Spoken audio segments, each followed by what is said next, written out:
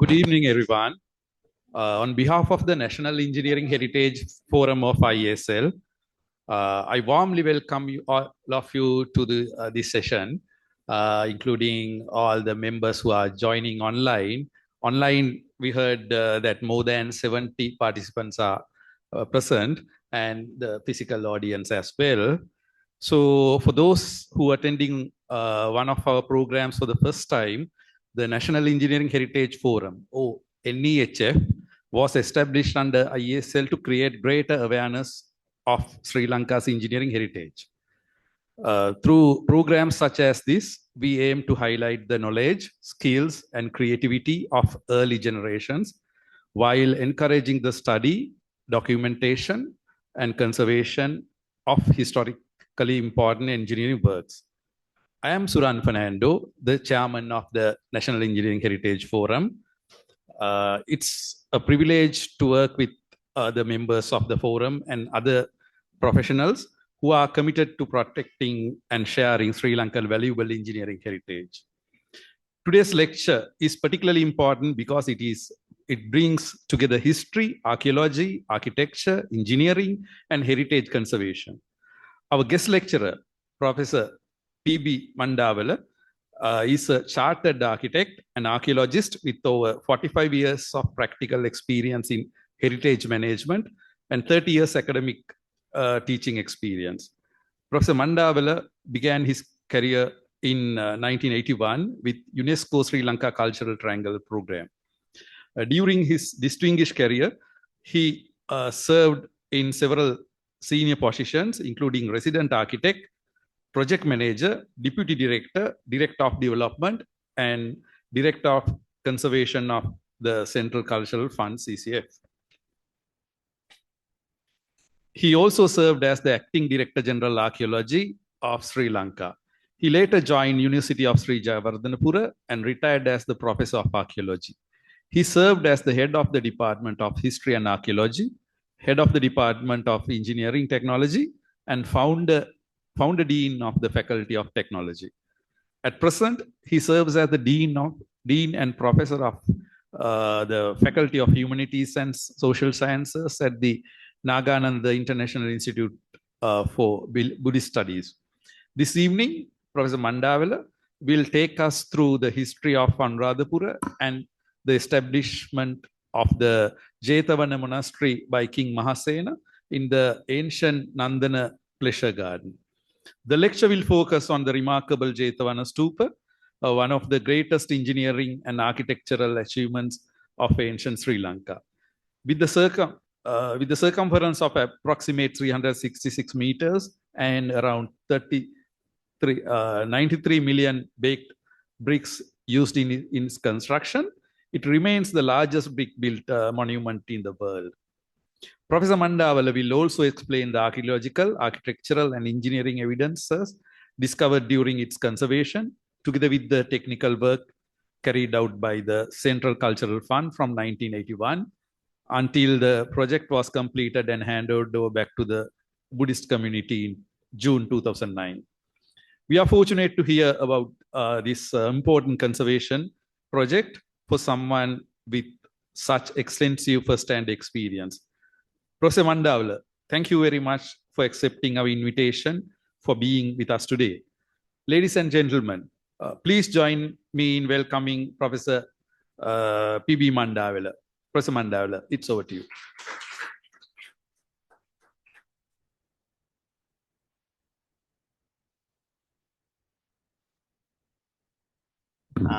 Thank you, everyone in the audience, as well as the people who are joining online. I must thank Sakura, actually. She is one of my initial recruits for the technology faculty, which I chaired the interview board, and we didn't have a single student. Then they worked with me tirelessly they give the first opportunity of the technology graduates, because when they came, they didn't know what to do, and we didn't know what to teach.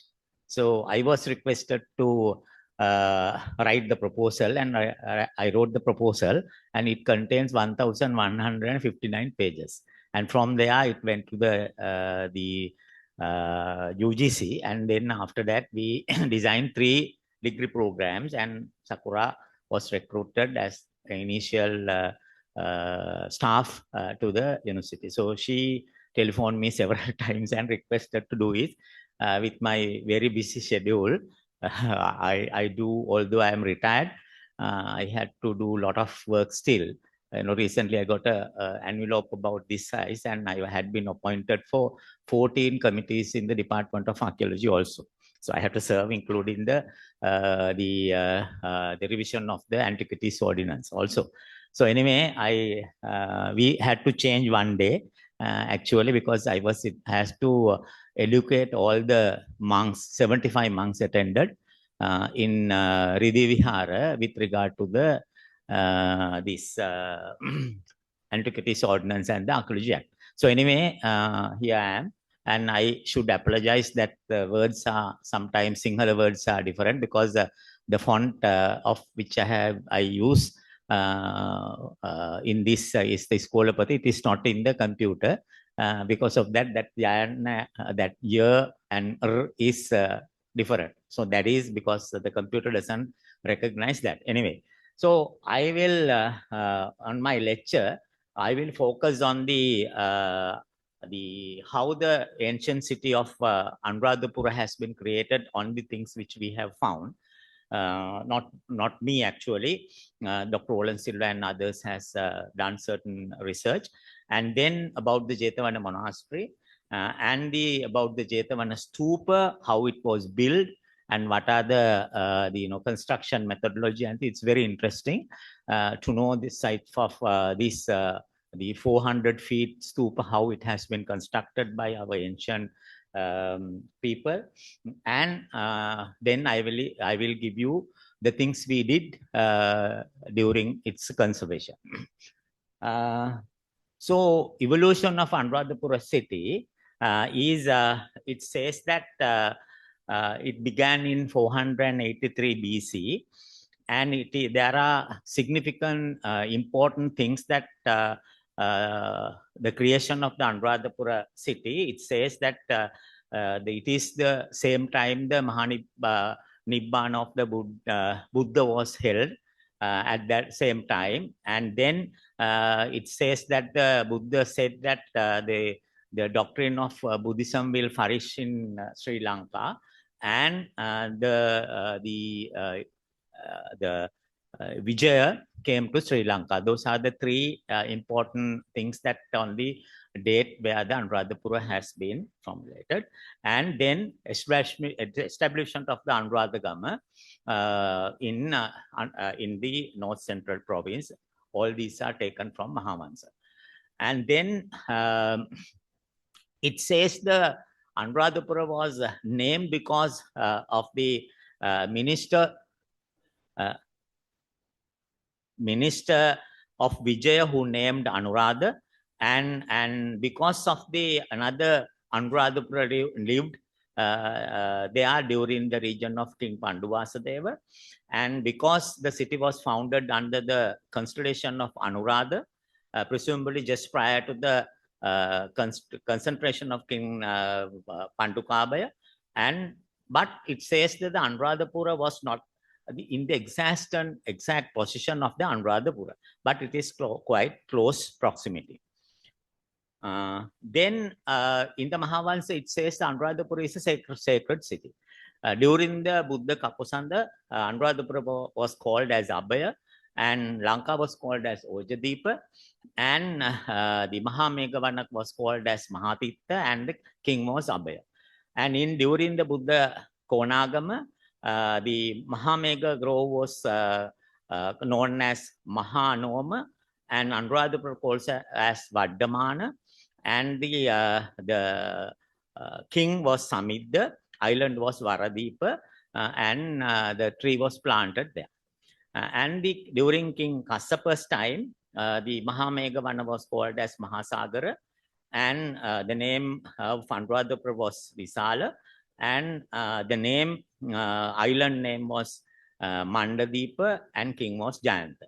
And it says even the Gautama Buddha also visited Anuradhapura, and he meditated in the place where the bo tree was to be planted, and then he went to Ruwanvisaya and other places also. This is the summary of what is written in the Mahavansa about the sacredness of Anuradhapura. We think that Anuradhapura is one of the first planned city of the country. King Pandukabaya has evolved the city, and it is a city which was well planned, and we do see there is a zoning pattern also in Anuradhapura. So the citadel or the city was reserved for kings and ministers and commercial activities, while the suburbs were planned for other settlements and the various religious people. So this is a plan drawn by former director of the MPPD, Veranjan Kurupurusiri, according to the description in the Mahavansa. So it's a very interesting plan, and I will quickly go through what it says.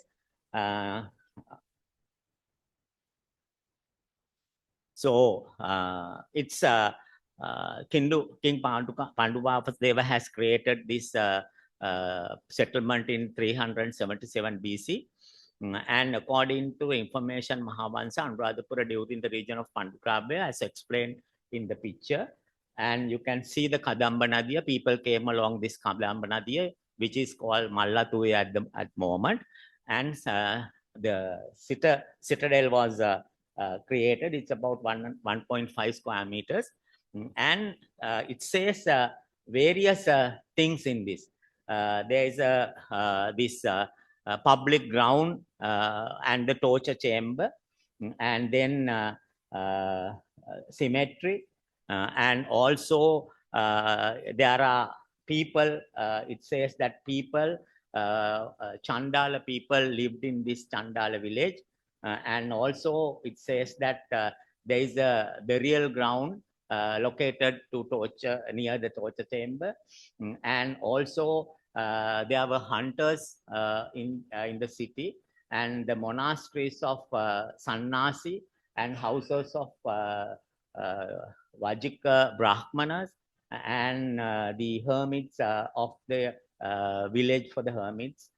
And then there's a hill called Pashana in the north, and then the Gamini Lake, which is presently Basavakkulama, was also explained in that.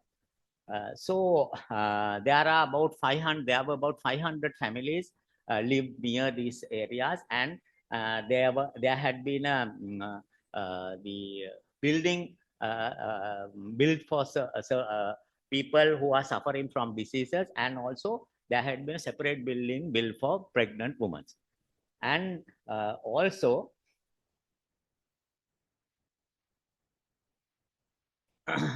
the monastery for Niganta and Jyotiya Niganta has been built in the north area, and then there are hermits also and villagers also in the north area, and then the chamber of the Kalavela Yaksha is on the near the city walls, entrance gateway, and the king has built a chamber for the Yakshanis who has been helped the king. And then there had been a Abhayavava, which is known as Basavakkulama in the southern area, and the chamber of Chitra Yaksha also near that. And then there is a Nuga tree, which is in the Vessa forest, and then Vijaya Vyadi Bodhin palm tree near that, and also common people has lived there. This city has been planned, well planned, with the citadel and around it, people and the different types of the the people, the religious people also lived there. So king has been very friendly with Yaksha tribes, and they were very powerful at that time. Then there had, it says in the Mahavansa, there had been gardens, ponds around where and were well maintained, and the city remained as a place of sight. So this particular city has grown with the growth of the population, and this Abhaya Vava and Perimia, which is Basavankulama, and then Gamini Vava, Perimiyankulama Vava presently. Apart from that, there had been several other the tanks were built, like Nuwara Vava, Tissa Vava, and Bulankulama also created. Very interesting that this later, when the people started cultivating, when they wanted to exchange their goods, they created a citadel in the middle of all these settlements around it. So it is called the citadel. And this is how the people came through the Mallavatuya, and then they were settled down in the upper grounds around the Mallavatuya while cultivating in the lower grounds. And then since they didn't have water during the drought period, when they had to exchange their goods, they created the citadel in the middle of near the Mallavatuya and middle of the part of the villages. And then since they had to, we didn't have water, they built tanks while in order to preserve the water. It is also around that. So you can see that in this particular these things, the citadel is here, and the settlements and the tanks is kind of a circle around the city. And then what happened? Arhat Mahinda came, and then the king has to build a monastery to him. So he created the monastery in between the settlements and the citadel. And then when this Mahavihara monastery was created, Mahavihara is a very strict monastery, and still we couldn't find even a statue, Buddha statue or Viharage or Pilimage inside Mahavihara. No, because they didn't want to, they had only the veneration of the Bodhi and the relics, but they didn't build any Buddha statue. You might ask them, what the hell that there is a Buddha statue in front of the Sri Mahabodhi? It's a later creation. In fact, we studied that also. It's not the time to tell, because when the wall was collapsed, I was given the task of creating the present wall, which I did and drew my hand and supervised. While doing that, we found various evidences, it's a different forum. That Buddha statue was later created in front of the Bodhi. What I'm telling is, it's not a separate image house. We don't find a separate image house in the Mahavihara monastery still. Then the people who were, the priests who were in this monastery was having little problems, because we know that with the Arhat Mahinda, there are a lot of craftsmen came. So they, tried to go away from this monastery. With the help of the Vattagamini Abhaya, they create the Abhayagiriya monastery, and that is also in between the settlements and the citadel. And Abhayagiriya monastery, you find a lot of the best moonstone, best guard stone, and the Samadhi Pilime, everything is there. So it is very, very, with very rich with these types of monasteries. Then what happened was, when during the King Mahasena's time, he didn't have good terms with the priest of the Mahavihara. So he got a piece of land taken away from the Mahavihara and built the Jethavana Stupa. And that is Jethavana monastery, also located again in between the villages and the citadel. So all those who lived in this area was, the offering dane to the priest, and while priests were offering dharma dana. But they were well looked after by the king. And you see Mahapali Danashalava in the citadel. So they, all the priests, and you see with the, the things that the Dr. Olan Silva and Professor Prematilaka did, according to the Kandauru and Battoruwa, divided the Kandauru volume by, Battoru volume by the begging bowl. It is the begging bowl is the Battoru is sufficient to feed 5,000 monks in the Abhegiriya and 3,000 monks in the Jethavana and 2,000 monks in the Mahavihara. So imagine 10,000 monks living, and how much of people would have been in Anuradhapura at that time.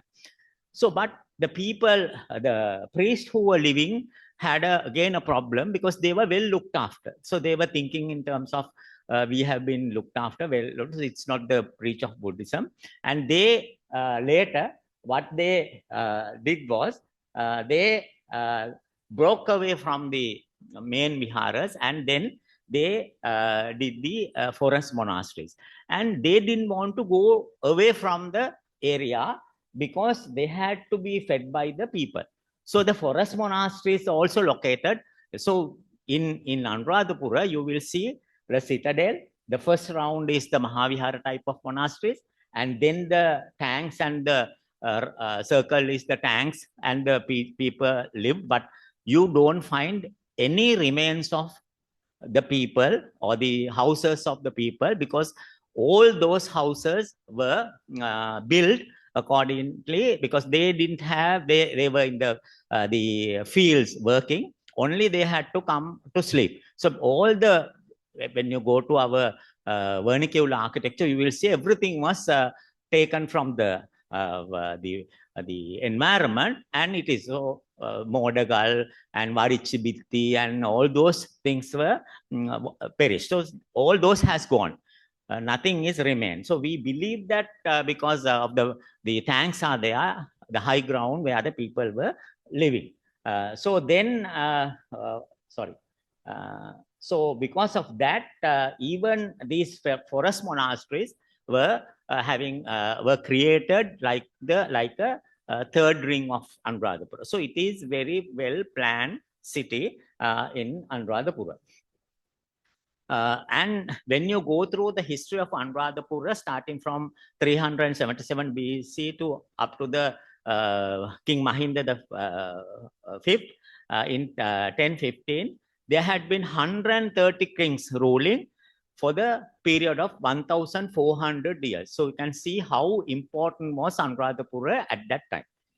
Then, well, major kings who has done a lot of things on road, Devanampiya Tissa, Dutugamunu, Vattagamani Abaya, Yasalalaka Tissa, Subaraja, Sri Sangabodhi, Mahasen, Buddha Dasa, Dhatusena, Kitsirimevan, and fifth, Mahinda the fifth. Well, this anyway, because of the Chola invasions, the Anuradhapura was attacked, ransacked, first by Kalingamaga, then by Chandabahu. Then Chulavansa says that that splendid town has been lamented, and splendid town was in the state of plundered by Yakshas. And then it says that during the first, the Vijayabahu the first and the Parakrambahu the first, there had been attempt to recreate Anuradhapura, but they says that there are the heaps of bricks of earth and the place for overgrown with great trees. And Vijayabahu the fourth also says that it is a mighty forest that was like a stronghold of created by Mara in this. So it's also Chulavansa states that how the Anuradhapura was. Then Robert Knox also has stated when he's the fleeing away from the Kandy king, he also has come to Anuradhapura, and he also given statement saying that I'm not going to read this. It's a place where overgrown and you can see that mighty lake, and they have various the crows, and it is like a they into a like a town where no one is living. And then also in 19th century, Anuradhapura was totally neglected, and reflecting the depth of which the country was fallen.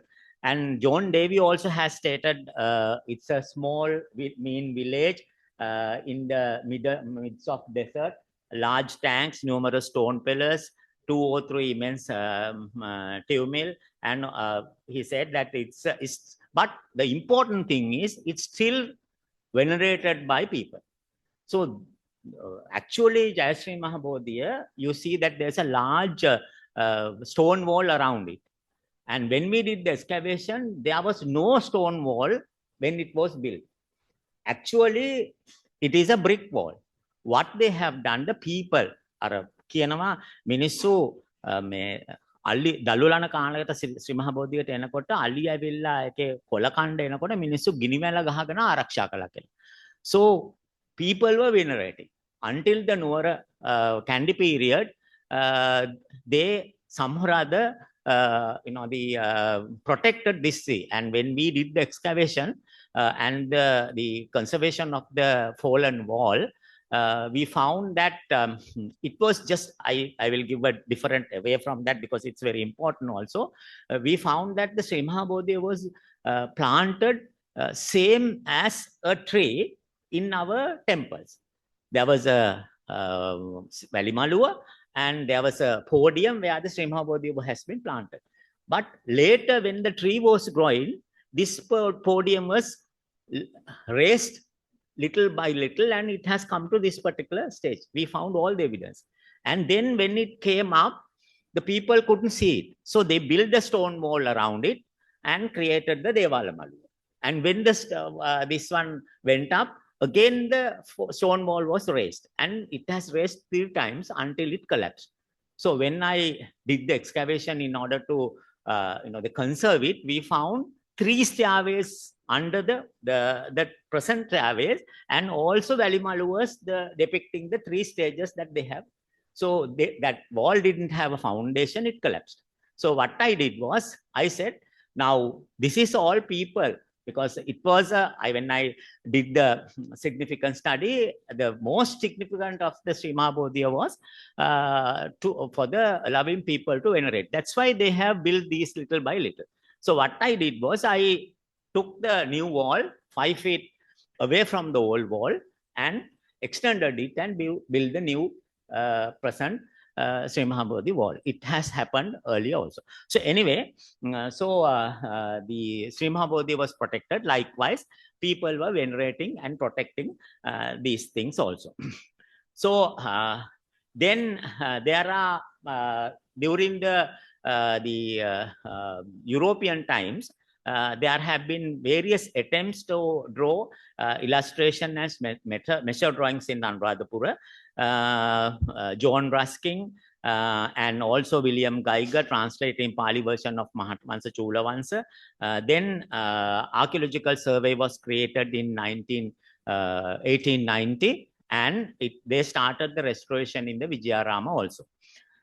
Then there are James Mither worked architectural remains of Anuradhapura. It's very important document. You can find, I have given certain examples of Jethavana also. So he has done a lot of measure drawings, and it's a very important thing. And then the ancient Ceylon by Parker, and then the creation of, because Anuradhapura was a part of the northern province. Then the government created a north central province, where the Anuradhapura was the major city. So it became a provincial center, and it was to be revoked within the economy of the country. And you can see this is an old plan where you see the city in 1924, the main center of meeting all the roads coming here just by the side of the Sri Mahabodhiya. So this is a plan, and you can see the Anuradhapura.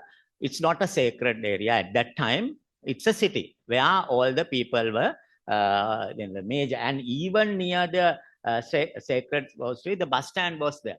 And this is the sorry.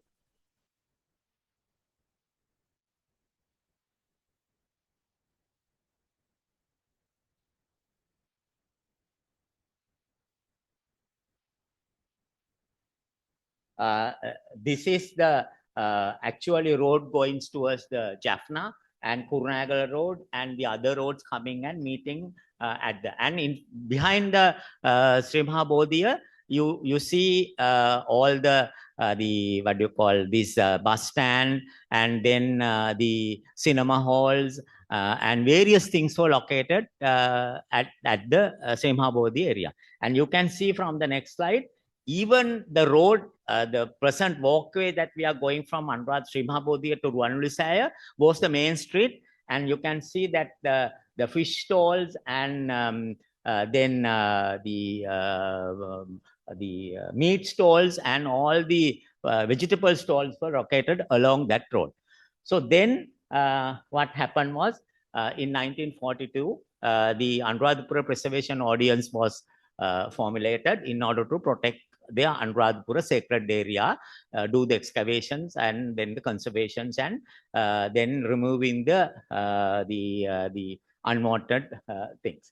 And this is how it was created. And you can see this is the sacred area. And from that, they wanted to move all these people who are having the reside in that, and they created the new town. That's how the Anuradhapura new town was created by MPPD. So you can see the opening of the Singha Kanwa or Lion's Pillar, and you can see it is the DS Jananayaka and this SWD Bandaranayak is also there. The present Singha Kanwa was opened in order to create this sacred city.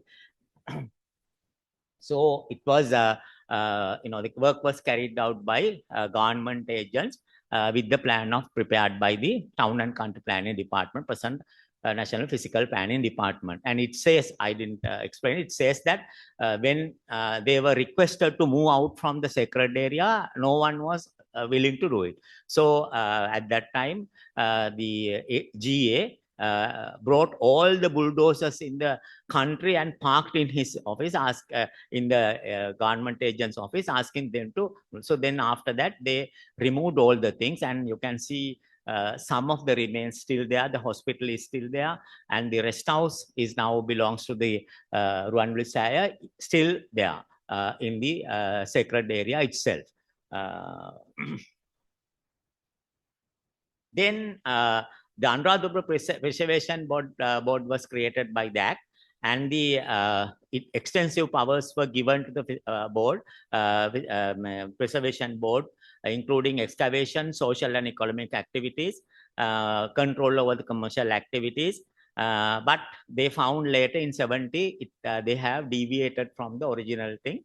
And because of that, the board was abolished, and the government agent, Special Commission of Anuradhapura and Commission of Archaeology given the powers to, they do the needful in Anuradhapura. So this is how the Anuradhapura was created. So I will then move into the Jethavana Monastery. And Jethavana Monastery, that is the King Mahasena has been created, where the Arahat Mahinda preached the first preaching in the Nandanoviyana, where actually, when we did the excavations in the Jethavana Salapatala Maluwa by Prof. Sudarshan Senaviratna, we found the podium also, which is about 4 meters below the Salapatala Maluwa. That might have been the podium where the Arahat Mahinda has preached the first preached his Buddhism. And because you see that this was created by Mahasena, because he was not in good terms with the priest of the Mahavihara. Actually, it says that Theravada tradition remains in the Mahavihara, while Mahayana tradition developed in the Jethavana Monastery. Although King Mahasena commenced this, the construction, he couldn't complete it. So his son, King Kistri Megavanna has completed it. And after that, all kings has done their job in preserving this particular monastery. So it is the entire area is about 80 hectares, consists of, you can see the stupa in the middle, and then image house, Botry shrine, chapter house, assembly hall, refectory, and residences. So you see that this is very important because Dr. Roland Silva has studied this in his research work, and it says there are 3 types of monasteries in Sri Lanka. One is the Mahavihara type, where the center is a colossal stupa. Then the Panchavasa type, where the sacred edifice is the center, and the Vanavasa type, where the residence of the people, single or multiple. You will see single type of residences in the Western monasteries in Anuradhapura, and multiple are in Retikala. So those are the 3 types. If you go to even south or anywhere, I did the Nilagiri Vihara first study in order to conserve that. I found even in Nilagiri Vihara, Lahugala, you find these 3 types in that area. Likewise, if you go to the these other areas also, in south also, you will find the colossal stupas has been created as the center of a monastery, which is called the Mahavihara type. So it has housed, according to Dr. Roland Silva research, it has housed 3,000 monks. Then I will move into the study of the Jethavana Stupa. In the Jethavana Stupa, after it was constructed, in 1828 and 1832, Major Forbes has visited Anuradhapura. He said the Jethavana Stupa is covered with thick jungle, and he has found a collapse of a part of the spire also in that, in his second way. This was the first photograph, and then the collapse of the spire, means the then Major Skinner in 1893, he said the height of the stupa, remaining height is 244 feet, and Barros, SM Barros has the excavated one of the eastern Nayakas, and Mr. Fisher has also noted the slip in the side of the slip in west side of the Hataraskotua, and because of that, Sir Arthur Gordon, the governor, said, okay, we will repair the summit of the Jethavana Stupa. So the work began. It was to Hataraskotua to rebuild on a lime concrete with big masonry, and creating the Buddhist railings and the wheel in the middle. They built a spiral stairway while conserving to go to the top of the present spire also. Work was completed in 1890 using prison labor, and it was handled by the Public Works Department at that time, supervised by the GA. And while doing that, the first archaeological commissioner, S.C.P. Bell, completely he objected the work, because he was telling that this work has been doing without any proper archaeological investigations. You will see later why what he says was correct. Then you can see that this was completed, the spear and the Hataraskotua, the square was completed in 18. And thereafter, Mr. Levers drove a tunnel to see what was in the inside. And then what happened, as a result of what S.P. Bell said, that since you you have done this without any proper investigation during the heavy rains, in 27 December 1996, after 6 years of construction, the Hataraskotua completely, one part was collapsed, and you can see after that, not only collapsed, but there are all the other sides, these type of cracks were appeared. So after that, no major work has been done. You can see that I told you the Smithers plan. So he has drew the plan and given the heights and the diameter and everything. And then Hotel also created the conservation plan. What he said, to build this in this, and the bill all these different image houses around it. You will see when you go to Polonnaruwa in Rankotpehera, these types of images houses are around Rankotpehera Stupa. So he, they created this, but this was not carried out. Then after that, in the 1912, 1960, 20, like that, very few restoration works were done. The cracks were filled and grouting was done and the jungle was cleared. After that, the major action was taken by the Cultural Triangle Project, which was commenced in 1978, and UNESCO Sri Lanka Cultural Triangle Program was commenced. Then the conservation of the Jethavana Stupa was one of the major activities identified on this particular project. In this project, in order to have the finances, in 1980, the Central Cultural Fund Act was created, and 6 sites were doing Abegiriya, Jethavana, Alahana Pirivena, Sigiriya Water Gardens, Dambulla, and Kandy, Palace Complex, Devalas, and monasteries of Malvatta and Askiriya in Kandy. So the major work identified was the to conserve the tallest stupas in the country. And at the turn of the Roman Empire, the 2 pyramids in the Giza was the highest, and Jethavana was the 3rd, and Abegiriya was the 4th. That is Abegiriya and Jethavana monasteries. And it was to be done through systematic archaeological and scientific investigation. So work program of the Jethavana monastery commenced in June 1981, where it was opened by the Queen herself when he came to Sri Lanka. It is also, I will tell why that year is also important.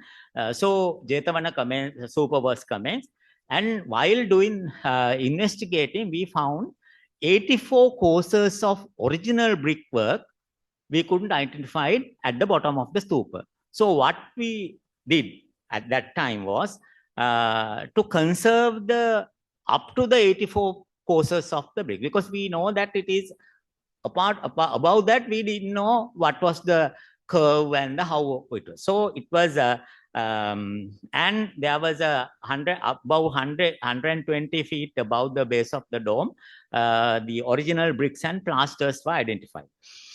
So it was decided to commence the conservation of the 84 courses of bricklayers, which we identified from the top of the top of the basal strata. So that's how the engineering corporation was given the contract, and Japanese government donated all the required scaffolding, lifts, and conveyor belts. So ayakars were removed.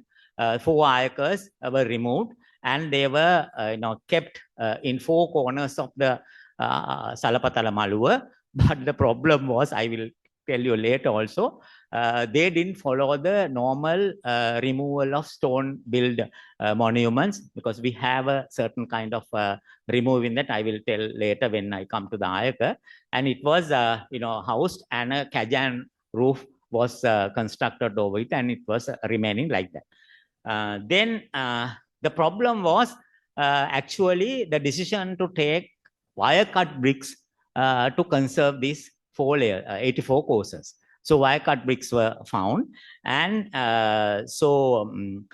then State Corporation did completed that, and then after that, what are we going to do was not decided. So we had to suspend the work. Then after that, investigations commenced to identify the strength and the size of the bricks that we are going to use, because there had been discussions.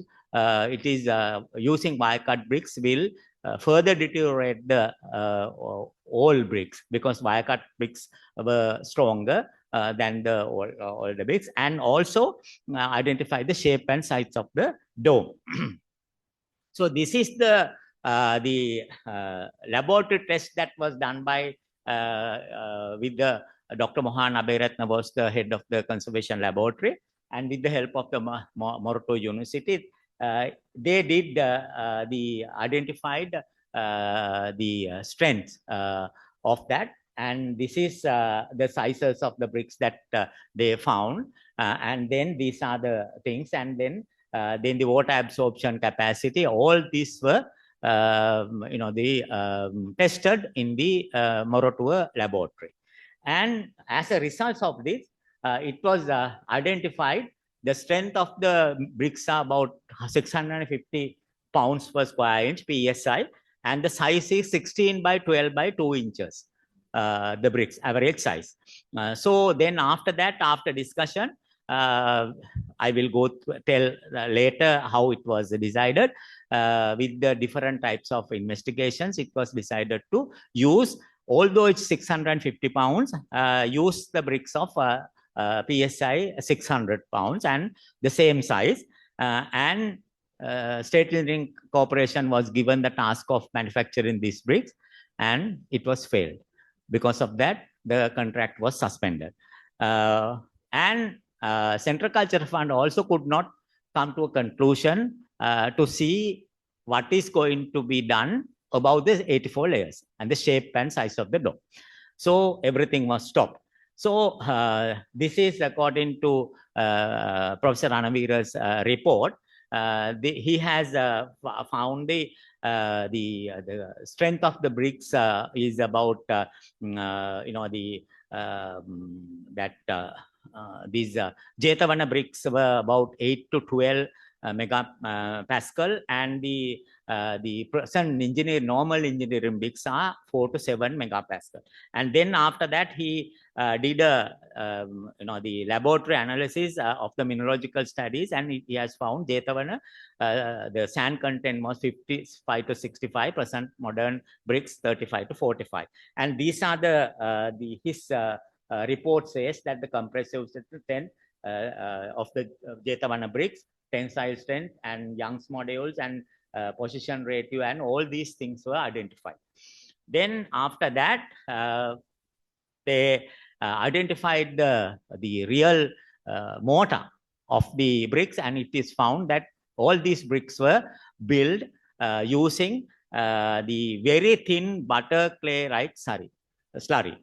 And the mortar, this particular mortar was used because they wanted to keep the minimum gap between the and to see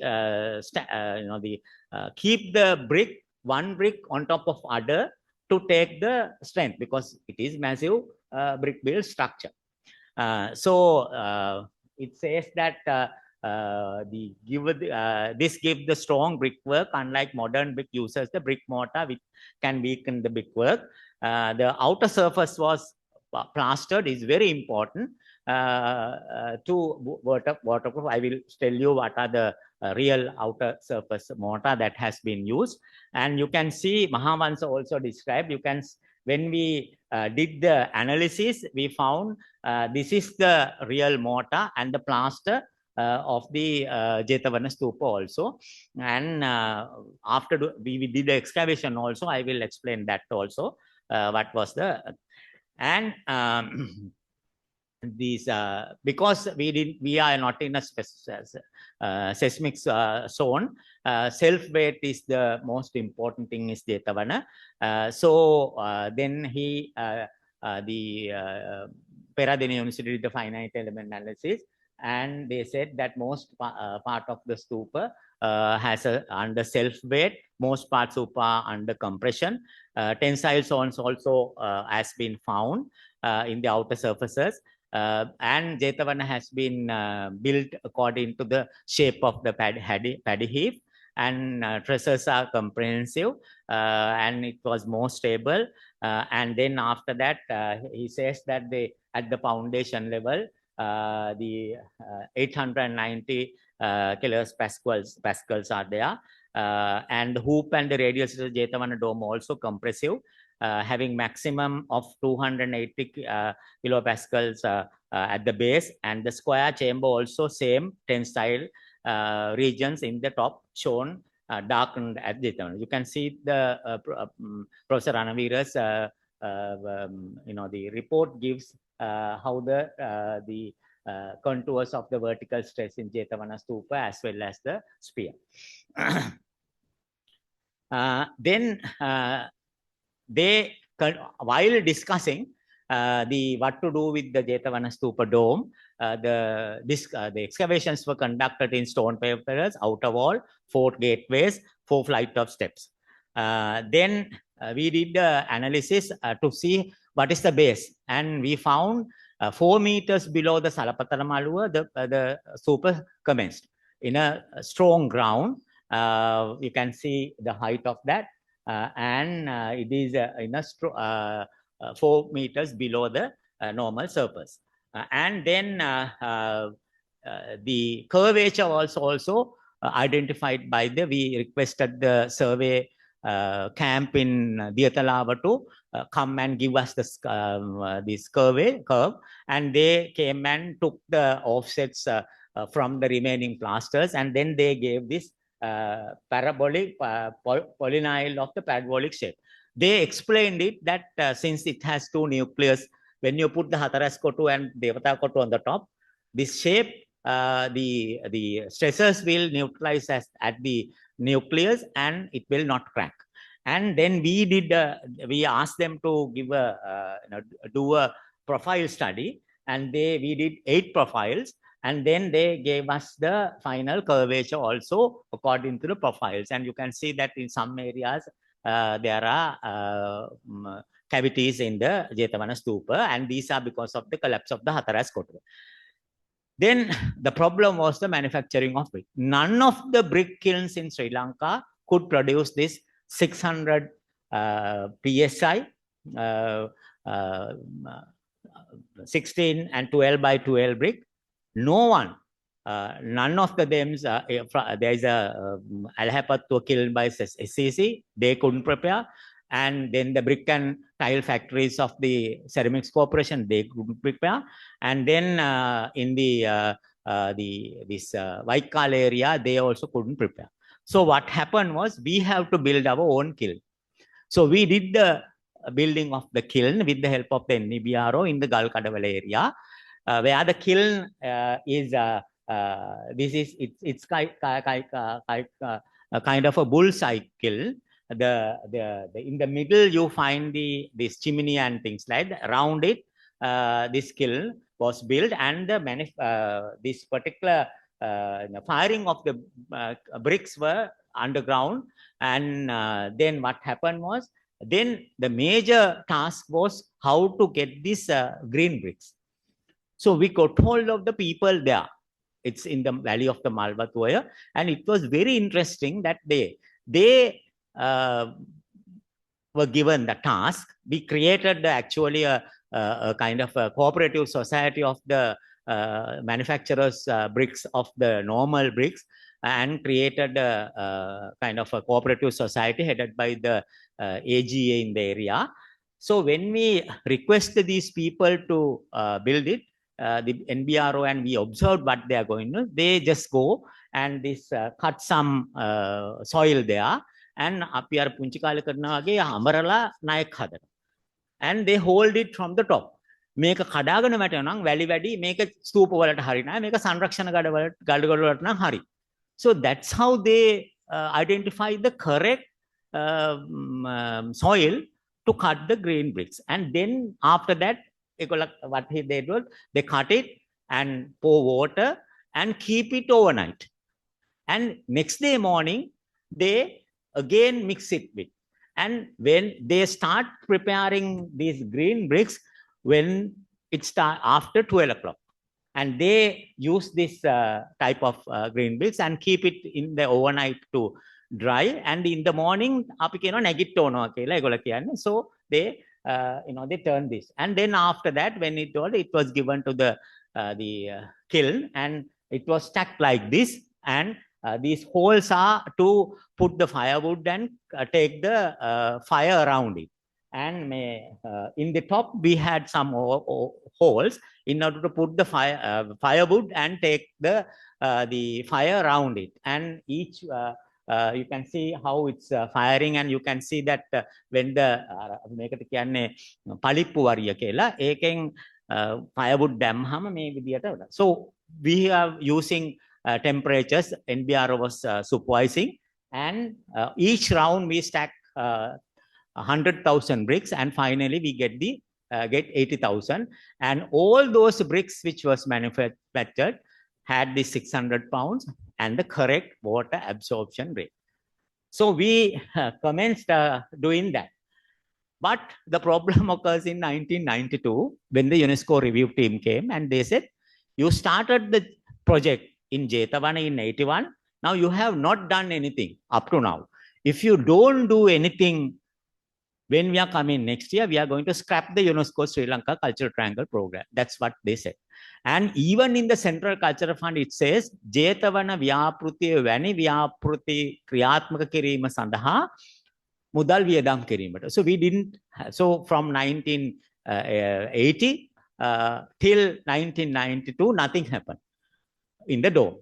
So I was at the time in England doing my MA in archaeological heritage management. Before that, I sat for the exam of the assistant director, and I was appointed, and I got a fax from the Dr. Roland Silva, the DG, saying that you have been, I was in Kandy, I was doing Polonaru and various other works, so you have been doing well, serving well. Now the service is needed to commence this Jethavana project. So shall I appoint you as the assistant director in charge of the Jethavana and Abhigiriya projects? So I replied it from there, stating that the place where I has to work has to be decided by you, not by me. That's my answer. So when I came in 1982, I was appointed to the assistant director, and the first task was given to me to some or other commence the conservation work in Jethavana in 1993 before the next UNESCO team visits. So what I did was with discussions and things like that, we created the committee to decide what is the shape and size of the dome. And Sir Bernard Fielden was invited. He said, I am too old, I can't come. So Alan Baxter came, and this is the Juka Jokilitto from the head of the conservation department in the ICRO Rome. And also this is Richard Hughes from Getty Foundation. And you can see Dr. Roland Silva and Dr. Darren Egala. We all went to Anuradhapura, and we were to spend about 7 days there discussing what to do it. So this is the first day when we visited and climbed to the Jethavana Stupa top, and this is the Hataraskotu, and this is the entrance of the spiral stairway. You can see Gamonu Silva, State Corporation. He was appointed also as an engineer, and Mr. Tiuda Sirisena was the conservation architect. And you can see even others were there. I am also here, a young person after coming from England. So we discussed it 5 days, starting from 8 a.m. till 5 p.m. what to do. And we had a lot of problems also to discuss. And Professor Bandarnayaka's idea was not to do anything. Cover the Jethavana Stupa with a scaffolding and have a geotextile, covered with the geotextile to show the Jethavana Stupa. And then the extreme end was to construct it like Mirisavati, or Mirisavati was the one, it was decided at that time. I will show you some pictures of the Mirisavati also at this end, and Ruwanwisaya to completely reconstruct it. And the problem we had was we couldn't do it in a hurry with the experience of Mirisavati. This is what happened in the Mirisavati. You see, it was like that, and this was done up to that, and this is the conservation. After that, according to the Mahaveli authority, after the Mahaveli program was completed, they had a බාරයක් තිබුණා. ඒක නිසා they wanted to completely do quickly the Mirisavati Stupa. So they did everything. You can see it was constructed, and at that time we had completed the manufacture of bricks, and all the bricks were for the Jethavana Stupa was stored in the Maluan. So one day since they were the President Ranasinghe Premadasa wanted to complete it before the person, the secretary came and had a discussion and took all the bricks that we manufactured to conserve the Jethavana Stupa, Mirisavatiya Stupa. And after doing all these things, when they built the Hataraskotua, what happened? It collapsed because of the. There are two reasons. The curve was not properly identified. No investigations were done, and it is Gamano Silva said it is two things. One is this dome has been constructed like this and kept for a longer period, and as a result, water accumulated. And when this was covered and Hataraskotua was put because it's kind of a the dome, the like a kanchukaya dhamma wage.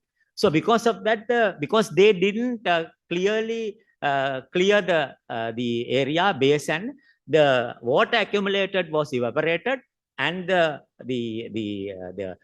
foundation of the stupa was shrink, and as a result, this collapse. It's like what he was explaining.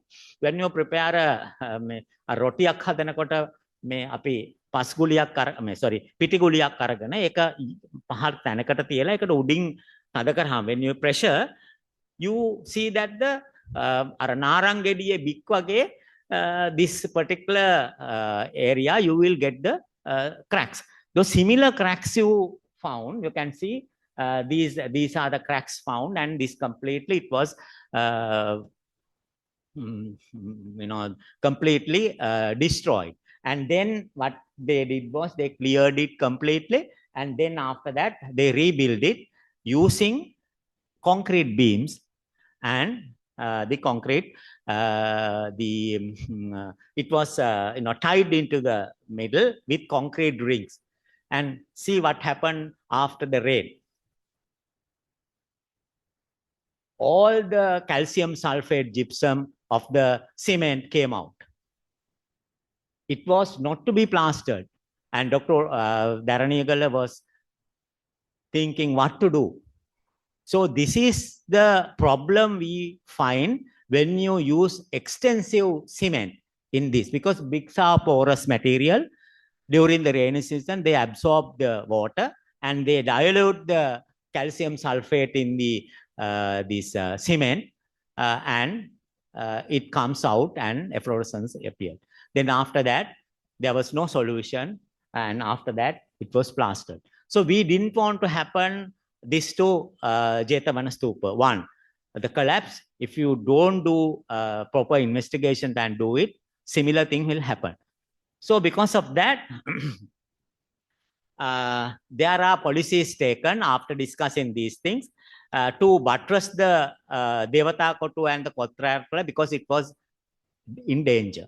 And then restoration carried out of the first half in 19th century, rebuilding the collapsed part of the strengthening the other part already cracked, and keep the Kotkaralla at the existing height, and restore the stupa with a minimum treatment where the vegetation to be cleared, eroded parts to be reintegrated in order to prevent water being further accumulated, and to clean and reinstall the loose bricks.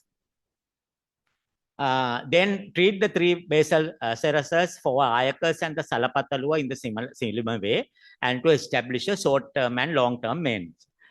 So national experts met in June 93 to prepare the strategy for conservation.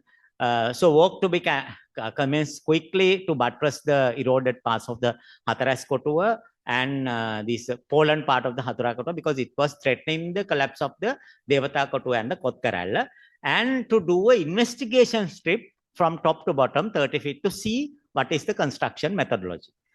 So so this is the buttressing of the Hataraskotua, which was collapsed, and finally it was buttressed and kept like that. And this is the investigation strip we did, and we found through the investigation there are two large craters in the middle of the dome, grown different varieties of trees, and you can see we did a faunal study, and these are the trees, Paluvira, Kohomba, these are the trees we found. And not only that, we did a faunal study also, and we found 10 species of birds and like 8 species of mammals and 10 species like that. We found that. So these people are living, and these trees were growing and exerting, the roots were exerting pressure and further deterioration in the dome. Then after that, then according to the excavations, we found foundation, as I told, it was 4 meters below the Salata Maluva. 3 basal structures are not separately built. It is built with the dome. And inner part, we couldn't do the excavation. Then most inner part consists of brick beds and soil. Then there was a star-shaped wall built around the stupa with brick beds and soil in the middle. And then it was used by half of middle shape bricks. These are the things. The color of the brick is red and unburned brick. The most important thing is we found unburned bricks also in the stupa, which has been, I will show you later. The grinded clay, butter clay, the binding media was grinded clay or butter clay. Bricks are stacked and fill the soil. Outer brick layer, a stable brick was constructed outer layer. And these are the length and breadth and height of the bricks. And then these bricks were shaped according to the curve of the dome and bonded by using well grinded clay. And this construction is only up to the 130 feet. And above that, we found random brickwork from that 130 feet up to the base of the stupa, Hatharas Kotuva, only no complete bricks, only random bricks were found. And it is up to the Hatharas Kotuva. And we found unburned bricks also. And use of unburned bricks were very rare. And you can see the cross section of the construction of the stupa like this. And then there are 3 types of unburned bricks. That is completely unburned burned bricks, which dissolves in water, and semi-burned bricks which cannot be dissolved in water, and half burned bricks. And these are the bricks that we found in the above the 130 feet level. And these are the investigation of the plaster. You can see silicon dioxide, calcium oxide, and things like that. This is the laboratory analysis of the plaster. And then finally, protective plaster. It is also very important. Layer using lime finishing layer and well grounded lime and sand. It is the second layer, about 1 inch, and about 2 inches sand, lime, different size of quarter. So there are 3 types of plaster. So these plasters, they identified it is water repellent. The major thing was that during the rainy season, this plaster didn't allow water to go in. But the important thing is allow moisture from the inside to come out. So so that's how they use this lime plaster in order to construct this particular. So main deterioration was the crack of the lime plaster, because although this is can I continue? No problem. Now only few sides are remaining. So this lime plaster was cracking because of the subtraction and contraction. Although the water was not going out, because of the high heat and then the rain, it was subtracting and contracting. So little cracks have appeared.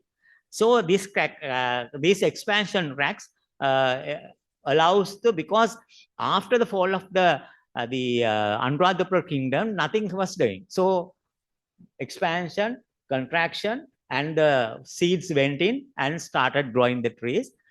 Earlier, what they have done is each and every year during the poson season, they so they applied lime wash and closed these cracks. We found several layers of this whitewashing in the dome. So they have been doing that. But after the fall of the thing, 800 years, nothing happened. So these trees went out. That's why those trees and the roots flora penetrated deeply. Water also penetrated down, expanded clay mortar and caused the slips. And water running, again, the water running through also had created water patches and things like that. Then the slips have been occurred and large craters surfaces the dome, and water after slipping, the water accumulated, it went up in, and again because of the clay fossils, it's expanded and then again cracked. So main deterioration is faunal action, then the favorable situation for deterioration of the surface and lack of maintenance, that's very important. But the most important thing, when we did in 1993 excavation, only up to 10 feet only the deterioration process has gone. Above that, it's fantastic according to a thing. And other parts of, then we did a investigation in Hataraskotua because it's also collapsed, and it was said using bricks, again well-burned bricks, but there were no, and well-grinded clay, and no unburned bricks were found. And there's some areas, smaller bricks, size of bricks were found. These the heights and they have used randomly bricks of different heights also, and the bonding material was ash brown color fine clay mortar. Then the third layer was well-burned bricks, and 3 layers of bricklayers height were constructed on top of the 10 layers of small bricks. Well-grinded, quickly dissolved clay mortar was found. Outer layer was constructed by building the dentils. බෞද්ධ කරාදි වැට තියෙනවා වගේ තමයි වටේට outer layer එක දාලා in circle in the middle. And it was again covered with lime plaster. And not only that, the top portion of the surface was completed with again a lime plaster to prevent water seeping in. So that's how the dome, even the Hataraskoto, was constructed.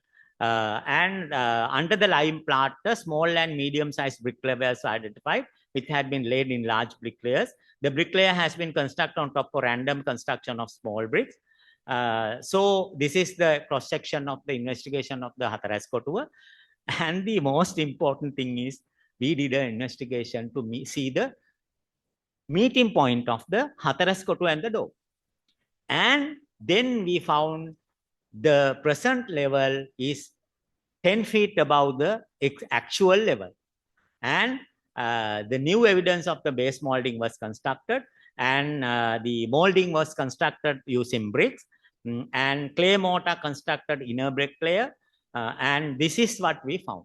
And this is the reason for collapse, because without identifying this, the base of the Hataraskotua, the British period, they constructed this lime concrete here on the top of this without having a bond in this Hataraskotua, and build it with the brick bats and the fallen debris. So what happened was the water came in when the top layer plaster was cracked, and the water came out from here, and this Hataraskotua was fallen. So this is why the HCP Bell objected to this. Without doing any proper archaeological investigation, they were constructing that. So we found this evidence also. And then the Hataraskotua construction method, because the reconstruction was not done properly without any investigation, they just clear the existing layer and put a lime concrete and build it, but later collapsed. Then water seepage, as I told you, water seepage and seeing, and then finally collapsing it.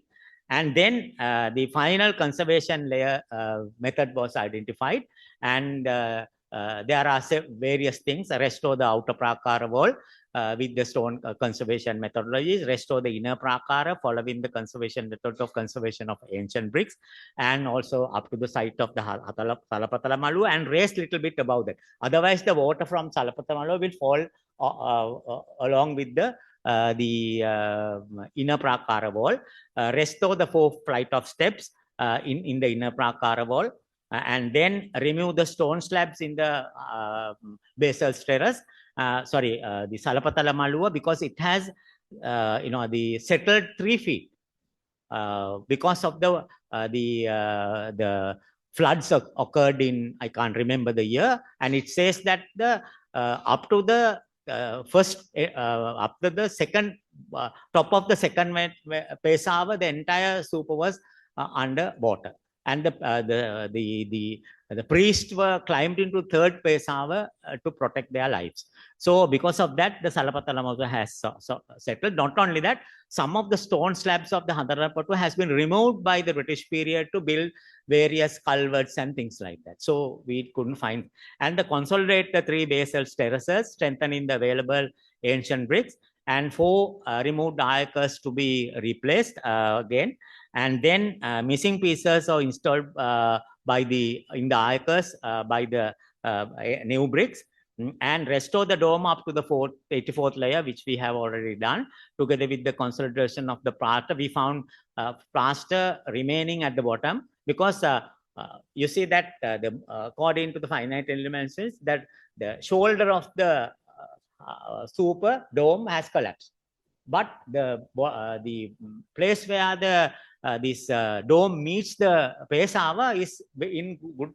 There, even the plaster was remaining, and to remove all the vegetation in loose bricks and rest. So we have to clear everything in order to have a good footing to put the new bricks, bricks.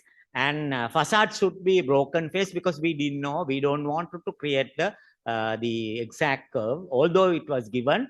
We up to 84th layer, we had a fair face, and up above that, broken face, and consolidate and rest of the parts of the dome using new bricks, and then rebuild the Hatharas Kotu, because Hatharas Kotu was collapsed, and to rebuild the Hatharas Kotu, removing the things that was built during the British period, and to foundation of the Devata Kotu to be strengthened by a ring beam in order to protect it in further future things with stainless steel rods, and rebuild the top molding of the Hatharas Kotu, because we didn't have the top molding of the Hatharas Kotu. Rebuild it using the what do you call the drawings given by Hotel and the Smither, and then Hatharas Kotu top has to be waterproof, not to allow water to go in, and then consolidate the Devata Kotu, grout in the cracks, and keep the then the Kotkaral also to be strengthened. The spiral staircase, because we have to keep something which has done by the British. So we decided to keep the spiral stairway, which will allow even future maintenance also. And also, they consolidate the top of the Hatharas Kotu, because we didn't have up to the Kota and things like that, because water accumulates. So it has to be consolidated, not to restore the Kotkaralla to the full height. Use the handmade bricks. It is very important. Not the wire cut bricks, handmade bricks, 1612 by 12, 600 pounds, and to use cement, lime, and sand mortar. And also not to be plastered, but to strengthen the mortar joints using cement, lime, brick dust, and sand mortar, half and half. Then to establish short-term and monitoring. So before going that, after this decision was taken, we didn't want to carry it forward without the discussing with the priest, because ultimately, you see, Jethavana Stupa is not belongs to the Department of Archaeology. It belongs to the Atamasthana Committee, and it is a protected monument. As such, even to conserve the Jethavana Stupa and Abhayagiriya Stupa, Dr. Olansilla, as then the DG, has requested approval from the Atamasthana Committee, and so it is not belongs to archaeology, because although the Anuradhapura is an archaeological reserve, Atamasthana, Sri Mahabodhiya, and Navasage, Loa Mahapaya, Ruwanulsa Stupa, Lankarama Stupa, Thuparama Stupa, Mirisavatiya Stupa, and then the Jethavana Stupa and Abhayagiriya Stupa belongs to the Atamasthana Committee, and they are not belongs to the Department of Archaeology. But the area around it, means the Puttampokuna and all those other buildings around it, it belongs to the department. It not belongs to the government, but it is handled by, it is maintained by the Department of Archaeology. So this is being venerated. So we have to discuss with. So we took all these things and we went and met the Atamasthana Adipati at that time. ඉතින් එයා කිව්වේ මොකද්ද? ජේතවන ස්තූපය අපේ උපාසකම්මලාට සාදු කියලා වඳින්න සුදු උණු ගාලා ඉවර කරන්න. Then we went and met the Malwatta මහානායක හාමුදුරුවෝ. He said මොකක්වත් කරන්න එපා. ඔය විදියටම තියන්න. ගස් වුණාට කමන්නේ නැහැ. ඔහොම තියන්න. ඊට පස්සේ when we went and met the Askiriya Mahanayaka Thero, he said no, you can't keep this as මේ ගස් වැවිලා තියෙන්න බෑ මහත්තයා මුල් වලට මේ වෙනවා ඒක නිසා ඔය ගස් ටික ගලවලා අර පුරාවිද්‍යා අගයක් තියෙන්න සුදුහුණු ගාන්නේ නැතුව මේක කරන්න. So we took all the decisions and then we submitted the final decisions to the Archaeology Advisory Committee. So they said no, we wanted to go and see. So they went and saw it, and then they gave us the advice on the interventions of the interventions from the outer prakar to the top of the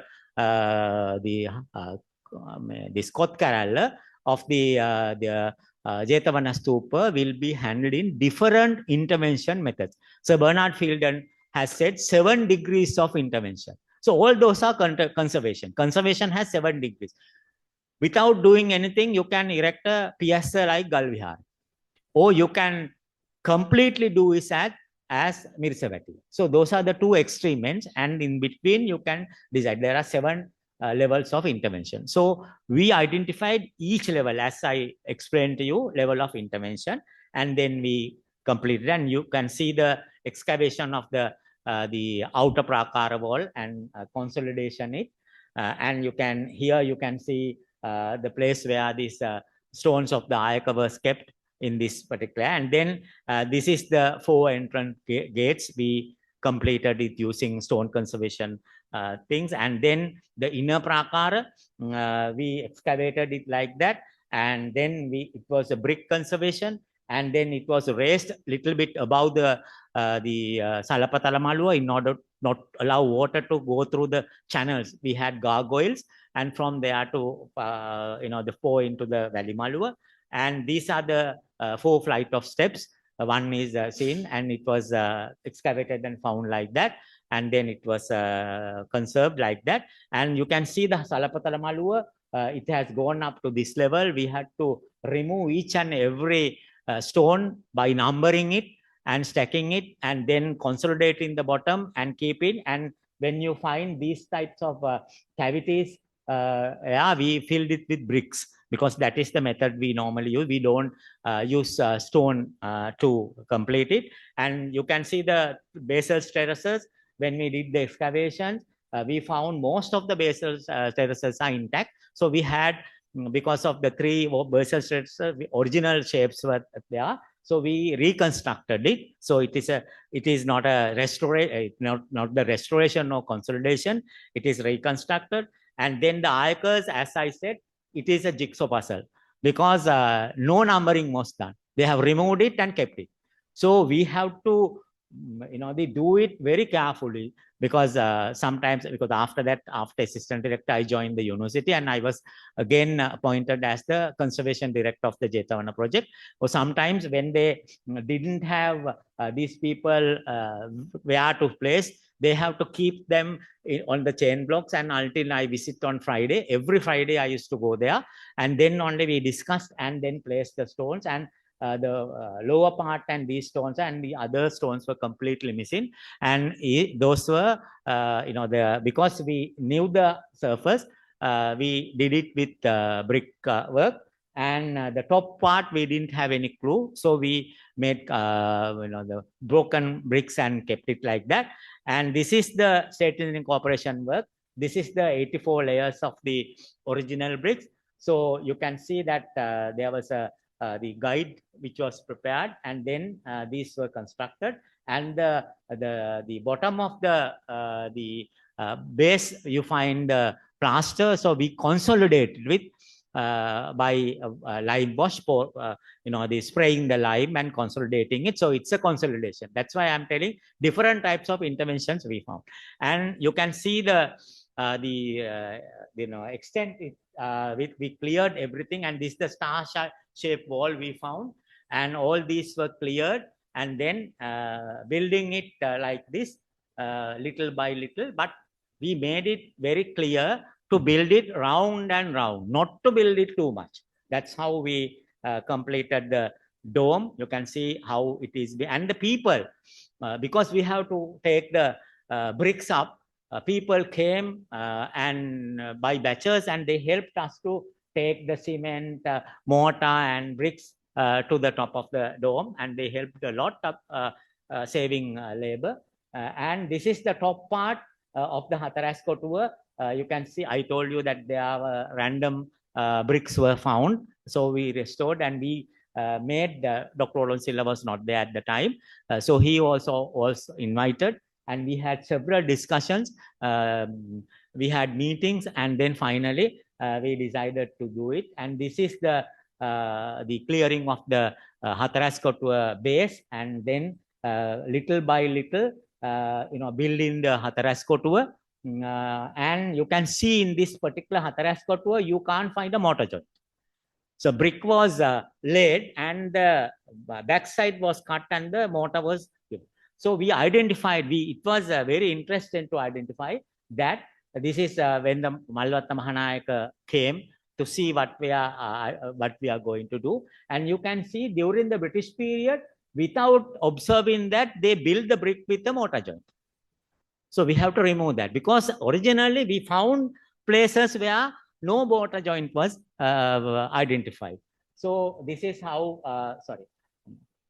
this is the consolidation of the lower part. And then you can see little by little, the removing the older part, you can see the British period, they had a mortar joint. And now they didn't, actually when they were building, they didn't have a mortar joint to be seen from the outside. And you can see the Hatarasko, and we found a portion of the Hatarasko tour, they embedded in the dome when we were doing the dome. So we lifted it and placed it. And so all these things were discussed. And finally, this is how it appears. And you can see this part was the old brickwork which was remained identified without maintenance. We some or other kept it while doing that. And this is the top of the this Hatarasko tour, putting the ring beam with stainless steel to consolidate the Hatarasko tour around it. Devatako tour base. And you can see these, consolidating the brickwork of, because there were some bricks which were eroded. So we removed it, replaced it, and entire thing was completely covered. And this finally, it was completed. And then what happened, after doing that, we have to have a protective layer on top of it. And then what happened, we wanted to find out what is the protected layer which we are going to do. So I was given the task of finding this most suitable protected layer. So we called quotations, and then finally I got several quotations, and then I choose the quotation that we got, which has the highest price. I didn't care about the price. What I did was to see the elasticity of the product. This product is having 500% elasticity. And then I check where it has been applied. It is applied in the flat roofs of the airport. So I recommended that. And everyone was surprised that I recommended it. But finally, they decided to award that contract. And when we applied it and removed this cover, the water which was, seeped underneath started evaporating because it's a black color. So when it get heated, the water evaporated, and this is like a balloon. It started coming up, not breaking. So then I asked the people, what to do it. They said, no problem, sir. You, they break it, allow the water to evaporate and reapply it. So we reapplied, and then bricklayers were. But recently, I must say, I didn't have any things. There had been cracks appearing at the bottom of the Hatteras Kotua at the four ends of the. So they investigated it, why it's happening. And then they removed the top two bricklayers of the Hatteras Kotua, found that this product that was applied after 20 years, because of the UV radiation, it has completely deteriorated. So I spoke to them, and then for it, they found it that it has been ordered. So they have removed the two bricklayers and reapplied recently with new protective layers. And what we didn't do at that time, after applying it, we didn't put a lime plaster on top of it in order to protect it. Because then there would be two protections, this new product and the lime plaster. But now they have plastered it and have covered with two bricklayers, and these cracks has been vanished. All those cracks has been now filled with the conservation plaster. Jethavana, we used this cement, lime and sand plaster, but the Abhayagiriya, we didn't use that any cement. We used the lime, anthill clay, and the brick anthill clay, and the paddy husk, and the tile powder. This is the plaster we used in Abhayagiriya, because it was decided to use the experience of the Jethavana to do it. So when we did the plaster, we identified the plaster. It was tested by the NBRO. Then I was asked to do it, test at the Salapatala Maluwas, the Abhayagiriya. So I got hold of masons and used the same amount of bricks, started at the same time and completed it with cement mortar, with lime mortar, and this particular plaster. So things we build it with the cement mortar got hardened by the time of noon. This particular plaster I am telling got hardened at the end of the day. But the lime plaster, it took a day to harden it, because the lime plaster reacts with the carbon dioxide of the air and then get hardened. So this particular plaster, when we examine it, it's used in the Roman construction with this dust from various gini kandu wala lava walu walin tiyanewa. So it settles in a different way. Normally the calcium carbonate, you say calcium carbonate fired and becomes calcium oxide, and then when the water is poured, it becomes calcium hydroxide, and then it mixed with sand and applied, it again becomes calcium carbonate. But the carbon dioxide is there. But when you use this particular dust, means the anthill clay, paddy husk, and the tile powder, it sets in a different way, because these contain silicon dioxide and aluminum oxide. So it becomes calcium aluminate and calcium silicate. It doesn't need any carbon dioxide. And even it can set under the border also. So this is the present plaster that the Central Cultural Fund is using. No cement is being used. And you can see what was the how Jethavana was done by us. Like this, little by little, and then completed it like this. So thank you very much for your attention.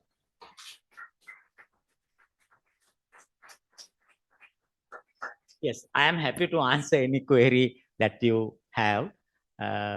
Hope I have given a kind of a brief introduction. Actually, this lecture was first done by me when I was invited to do it in Red Fort in India.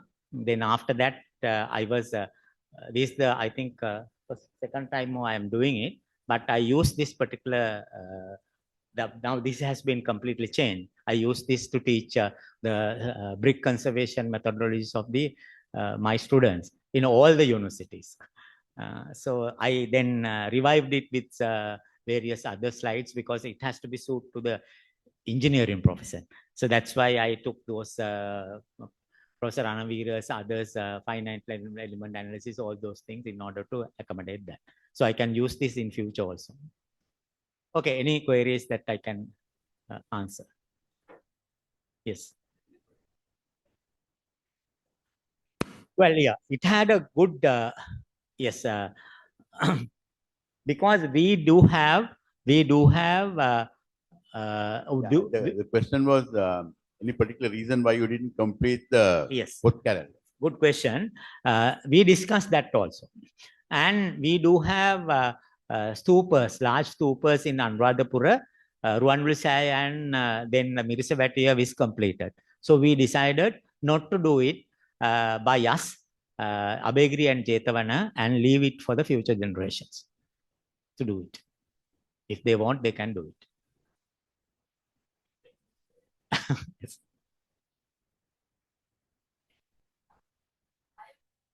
It's 400 feet in height, in actual fact, because the sphere is almost height of the dome. When you get this angle, and then the kota, and this is the kota and the sphere, and then the kota and the Chudamanike, when it goes, it says that so much of dunus in the Mahavansa, and Sanrat Parnamitarna has converted it to, and then it's 400 feet height, and it's the third tallest building in the world at the turn of the Roman Empire.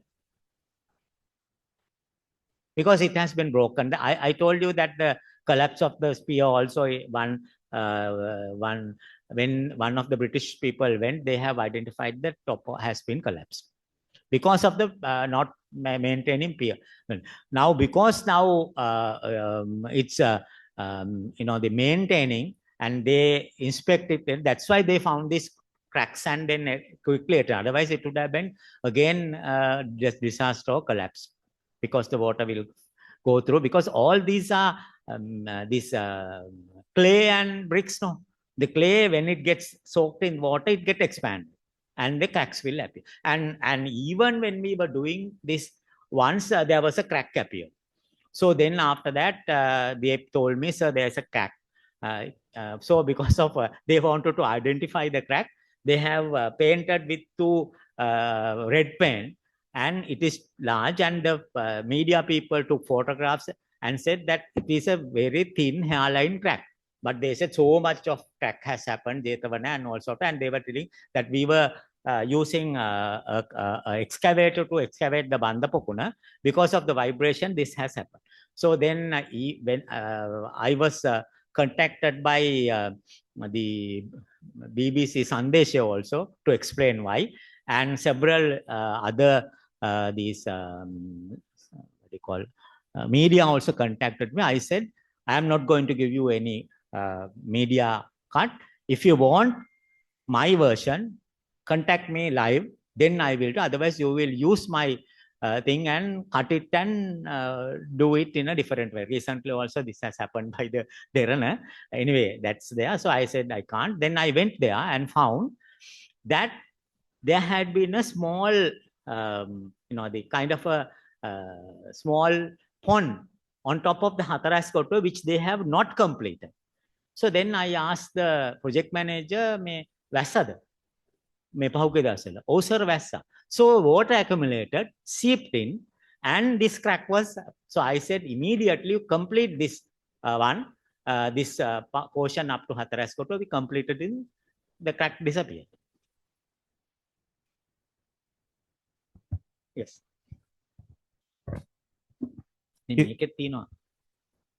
So sorry, historically, would there have been mechanisms for water to have evaporated? No, water evaporation is like this, right? What happened is, during the rainy season, water absorbed, right? And then during the this dry season, the water absorbed water comes out, and then because of it comes out until because the lime layer allows the water to go in, but doesn't allows the water in, but allows the water to come out, penetrate out. So water vapor. So that's how the water vapor come out, and it was completely evaporated. But at the bottom or something, wouldn't there have been like some drainage Nothing. system? No, Nothing. no. But it's been there for so long. So Yes. That's why the construction is like this. But no DPC. Now we normally see DPCs, no drainage system, nothing. It's completely solid construction. So why didn't you decide to put in why didn't you all, when you were reconstructing it, put in a drainage No system? need. No, because the water falls it falls along the this dome, and it falls into the Salapatala Maluwa.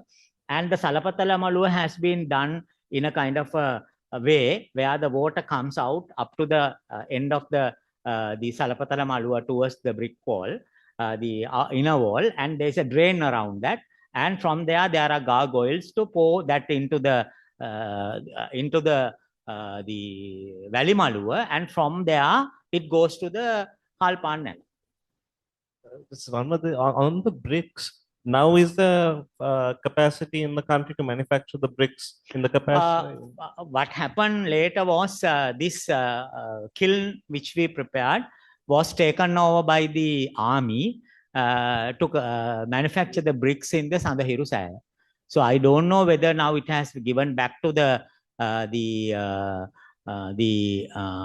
Central Cultural Fund. I don't know about that. But through this kiln, they made the bricks required for Sandahiru Saya also. Because it's very, what happened, there are some queries. So I will give a small example also that. I told you that all the bricks were awake, but they were taken away to Mirisavati, construction of the Mirisavati. Then what happened? The kiln was stopped, and the Samupakara Cooperative Society was completely dissolved. Then after that, we need the bricks again. So in order that the task was again given to me, but I was the deputy director at that time. Director development, so we had a lot of excess labor. We will use those laborers to manufacture these bricks. So I completely protested it because our people don't know how to manufacture these bricks. Then they prepared the bricks and fired. Out of the 100,000 they manufactured, only 88,000 was passed.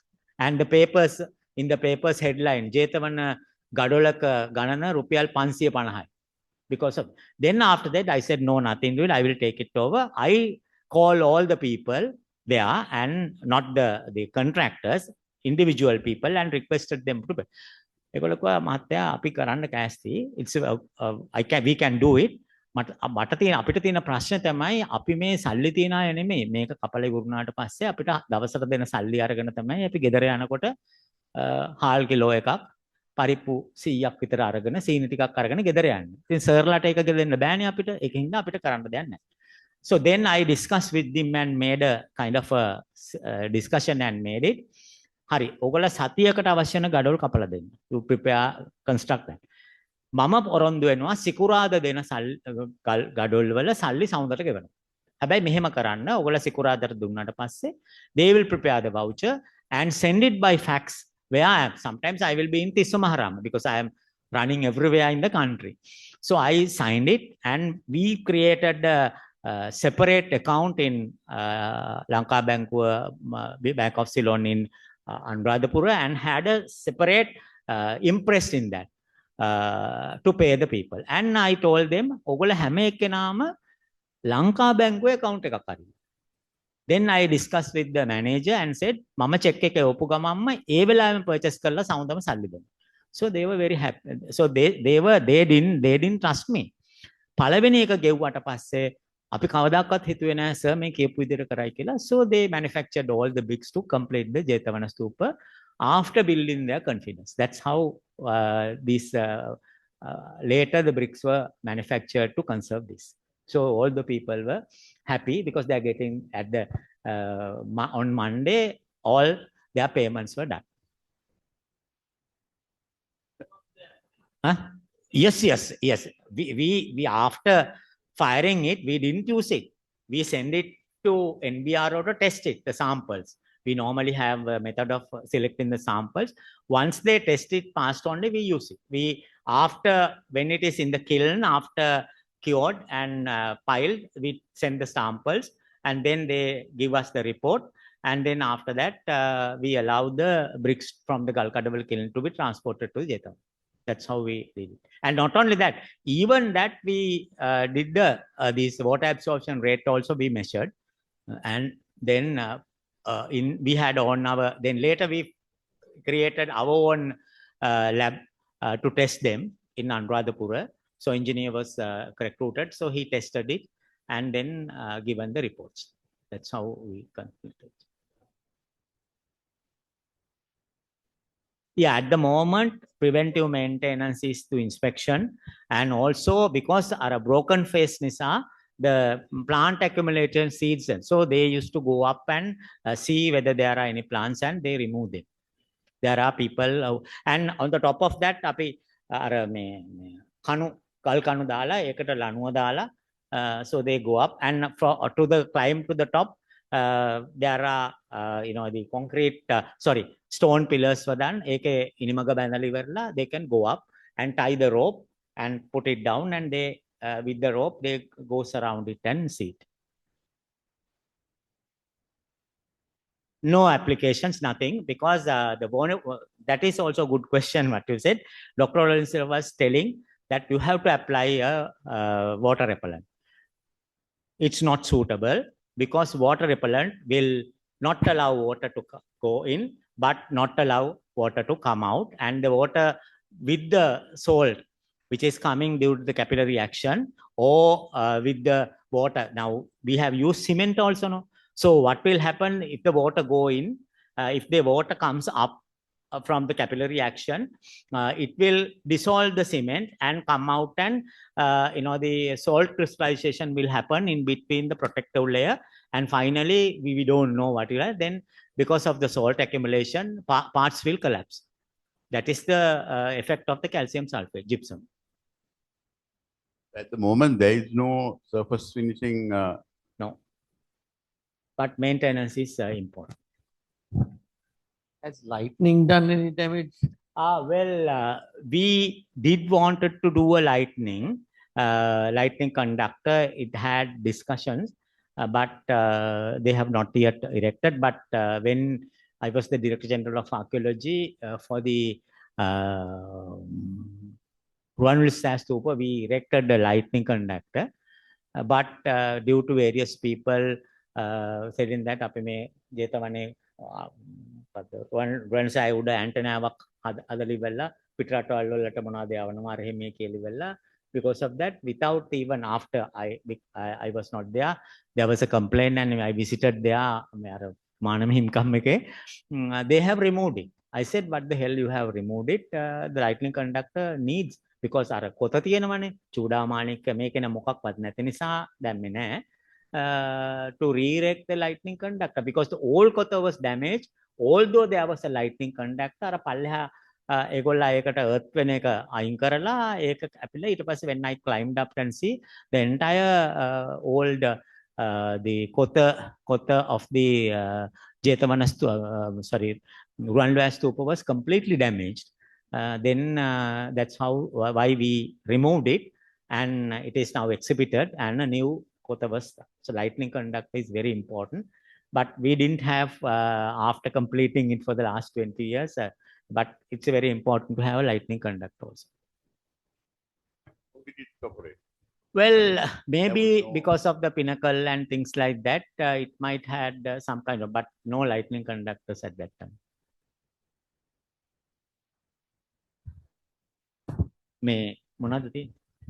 Professor, other than that, there are 80 plus audience in the Zoom at the moment. So they have sent us several questions. I selected and asked you, why was it decided not to raise the spiral? Was it fear of too much? Yeah. And what is the type of the foundation they have provided? That we didn't know. Only it started at the terrace. The low terrace was a kind of a stone, and it is like a fair footing. And from there onwards, they have started building using bricks. That's why from the cross section, you will see that the dome is 4 meters below the Salapatala. What may be the reason for the collapse of the pinnacle? That we don't know. They said that during the British period, they observed it, maybe lack of the maintenance. But you can see old photographs also. I showed it, but the older photographs, they had the pinnacle, but it has collapsed. The entire stupa has been collapsed because of the lack of maintenance for 800 years after the collapse of the Anuradhapura period kingdom. No maintenance. Yeah, even we can allow a few questions from the audience as well as from Zoom. Yeah. Yeah, my question is why there are unburned bricks in between? Are they acting as maybe what we didn't have any engineering solution for that. Maybe when you are piling brick on top of brick without having a slurry, it is just only a small slurry. They must have thought that when you're piling it, in order to have some kind of flexibility for settlement, they have purposefully inserted these bricks to have a kind of a little bit leverage to settle it. Maybe that, but we found it is purposefully, and above only 130 feet only we found these bricks. Maybe because of the curvature at the top and things. We didn't know why, but purposefully used. I think අපේ දඹුගල් හදලා දැම්ම නම් the people our media people gone for a 6. අපි මේ සමහර ඒවාටත් එහෙමත් කිව්වා. So but we had a lot of theories, you know. Dr. Rollins අපිට කිව්වේ ගඩොල් දැන් ඔක්කොම ටෙස්ට් කරන්න බෑනේ, only samples, but you can have a test. වතුරේ දාලා තියලා ඉවර වෙලා අපේ අතේ උසට අරගෙන ඉවරලා අතෑරියාම crack වෙන්නේ නැත්නම් පාවිච්චි කරන්න. So these were also, thumb rules were also used, but maybe because of they wanted to have kind of a settlement in between. Don't know. 400 feet. No, not decided yet. There have been various discussions, even to have, you see that the Abhayagiriya Stupa, after we constructed it, there was a move to plaster it during the this our minister lady she wanted to complete it, and there was a lot of discussions on that, and finally decided not to do it because that Abhayagiriya was done not to plaster. If you want to do the plaster, then there is a different methodology you have to adapt, because in order to have the curvature. Here also you will see some of the things that is not actually in the curvature.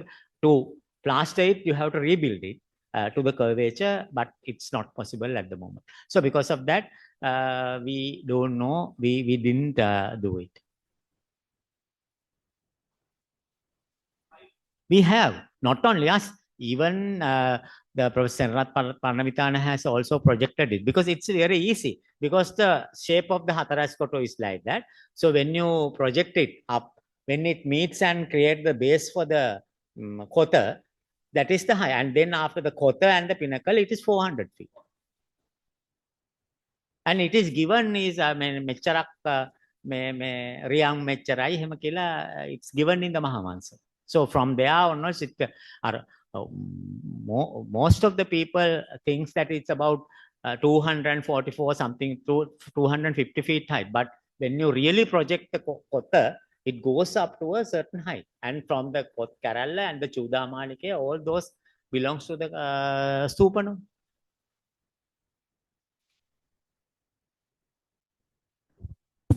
Professor, on Zoom, Mr. Abe Asela Bamaranda is raising his hand. Mr. Bamaranda, can you ask your question? by unmuting.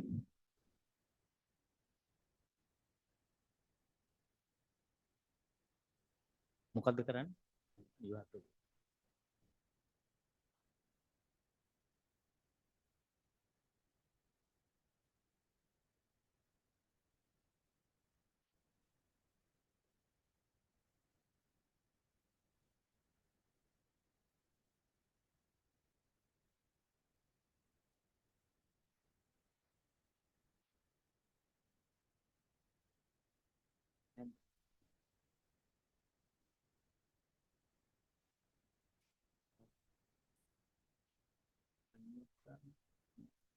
All are muted.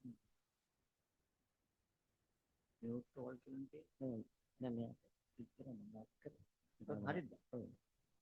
So, he's unmuted. You have to then send a message.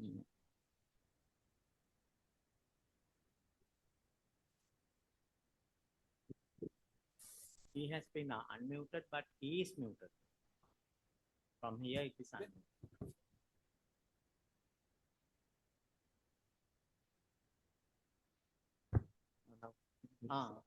Unmuted. Parakrama. Yeah, can I speak, please? Yes. You Yeah, thank you very much, sir, for a most amazing lecture. I was sort of stuck here all the time, and I wish I had been able to there in physically, but this is very fantastic. So, question I have is, you said that you went down about 4 meters to see what the foundation level is, and Yes. found it was to be firm. Was there any measurement done on what the bearing pressure at that level was? Measurement means How much bearing pressure? We do that on all. no bearing pressure was done because it is in the firm foundation. But you can see the finite element analysis which I showed you where Was Ranavira. Ranavira was done. Mhm. He has given, I will මං හිතන්නේ ඒක තිබුණා නේද?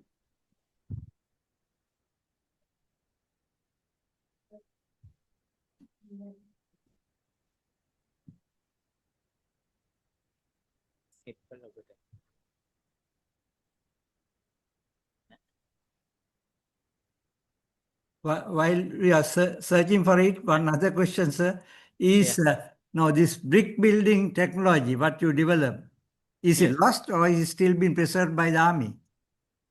I couldn't. The brick building, getting up to brick of 600 psi capacity, are we still having that technology? Yes. Means the Galkadavala kiln, that's why I explained, you know, when the kiln was in operation, it was taken over by army to manufacture bricks required for the Sandahirusaya. I don't know whether it has been handed over back to the people. Yes, the Central Cultural Fund, but it was used by the used by the army to manufacture their bricks required for the Sandahirusaya. But I wonder whether any kind of documentation have been kept in case that want to be revived.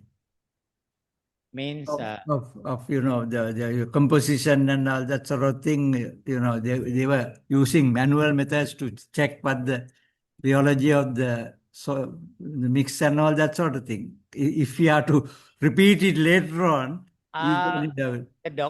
documentation is there with the Central Cultural Fund earlier, but I don't know because I have not have any contacts with them since 2009 or something like that.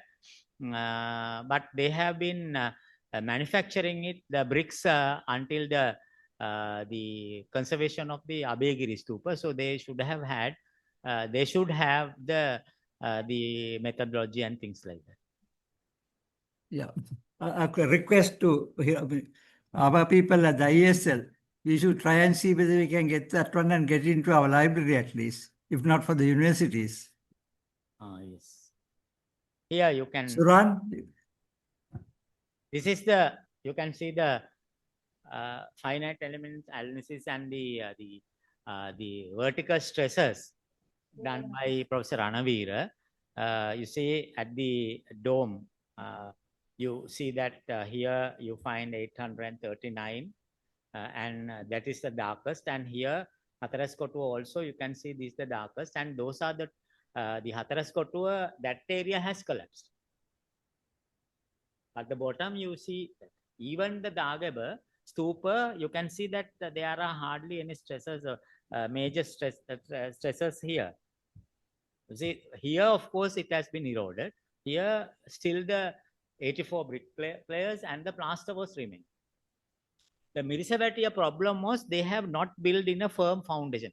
Like we did. We removed we removed the loose bricks and rebuilt it. Mirisavatia, they have done a small investigation and they build it. The curve dome not a good footing. Very small footing and so when the settle gas those waters when they settled then it collapsed. අවුරුත් හිතුවේ නැහැ එම වෙයි කියලා. හරියටම රෑ පිරිත් කියනකොට රෑ 12ට ඔක්කොම කඩාගෙන ගියා. Thank you very much, sir. Okay. Professor, on Zoom, Mrs. Shireen Amandra is on. Yeah, she wanted to ask a question.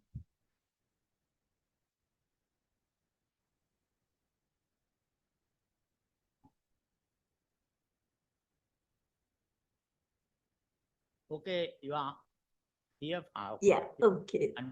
Thank you very much for a very, very interesting lecture. And thank you for mentioning my dear teacher who has passed away, architect Tudor Sirisena, engineer as well. My question is, was there any evidence of a chhatra found anywhere in the vicinity of the excavations? No. In neither in Abhayagiri or Jethavana we didn't have, but Abhayagiri we had the chhatra danda. But Jethavana we didn't have any remains of a chhatra. But Rajagala, as you know, we have found a lot of chhatras. Where is that? In Rajagala. In Rajagala, yes, of course. And at Ruanvelisai as well, isn't it? We can allow one last question. Thank you very much. Thank you. Sorry, at the earlier point, when you're talking about the city of Anuradhapura, these tanks, were they private property? That the tanks on the citadel? Well. Because they have family names, no? Yeah, Bulankulama name, because there was a Bulankulama Disave and still the Walau is now preserved. So I don't know whether they have private property. And anyway, these belongs to the government at the moment, irrigation department, I suppose. But there was a Bulankulama Disave, and even now in the Atamasthana committee, it is I think secretary or someone has to be from the Bulankulama family. So they own that. Historically, they would have owned that tank. Yes, maybe. I don't know. They are the lay guardians. Maybe their Walau is also there. It was to be preserved. And Bulankulama village is also there near the Bulankulama tank. So are there any other families that well, no, only that Bulankulama family we found. Ancestors.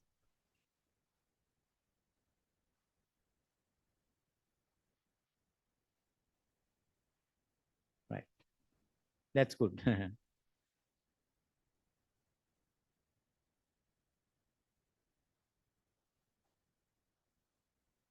Yes.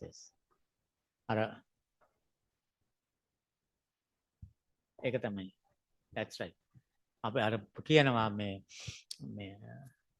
ගිනි මැල ගහගෙන ශ්‍රී මහා බෝධිය ආරක්ෂා කරා අපි අලින් ඇවිල්ලා දලුලන කාලෙට මේ බෝධින් වහන්සේ වටේ තියෙන කොළ කණ්ඩාවහම විනමැල වහගෙන තමයි කරේ. අන්තිමට තමයි ඒක කරන්න බැරි නිසා අර වටේ තියෙන කණු වල තියෙන ඒවා ගඩාගෙන වැටිච්ච ඒවා අරගෙන ඇවිල්ලා තමයි අද තියෙන ඔය වටේ තියෙන ප්‍රාකාරය බැඳලා තියෙන්නේ. ඒක ගොඩාක් තියෙන්නේ අර අනිත් බිල්ඩින්ග්ස් වල කණු අරවා මේවා තමයි ගල් තියෙන්නේ. Okay, thank you very much. Moving forward, it's our time to express our profound gratitude to our esteemed speaker, Professor Mandawala, myself. We have a memento, token of appreciation. I request Mr. Suran Fernando, the chairman of the National Engineering Heritage Forum, to kindly present this token to our speaker, Professor Mandawala, for sharing insights with our session today.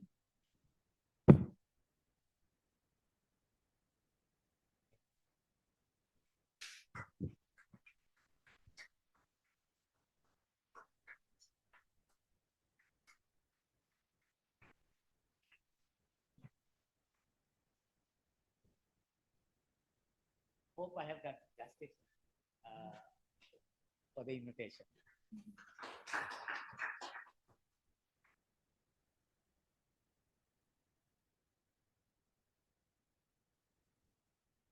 So I kindly request you to remain seated because at the end we would like to take a photo, group photo.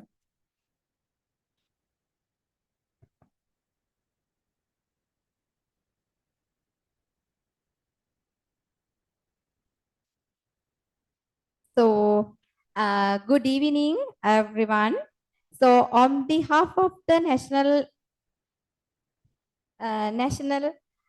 Engineering Heritage Forum of the Institution of Engineers Sri Lanka, I wish to extend my sincere thanks to everyone who contributed to success the event today. So I am Dr. Sakura Bogada, the secretary of the forum. I think we have a new audience today, a very new audience, including our past members. So first, I would like to pay my sincere gratitude to our distinguished resource person, Professor P.B. Mandawala, for his highly informative and insightful lecture today based on the conservation of Jethavana Stupa, world's tallest building built moment. And his knowledge and experience have given us a deeper appreciation of this remarkable ancient interior heritage. And also, I wish to thank all the members in the forum and the IESL staff for their commitment and efforts in organizing this event today. And finally, warm thanks to all the participants for joining us today, both physically and online, and also who raised questions and contribute to the discussion. Your active participation made this session more meaningful and engaging. So once again, our sincere thanks to everyone who contributed to the success of this event today. And I wish you all a pleasant night and safe journey home. Thank you. So now we are going to take a photo. So can you all please come forward?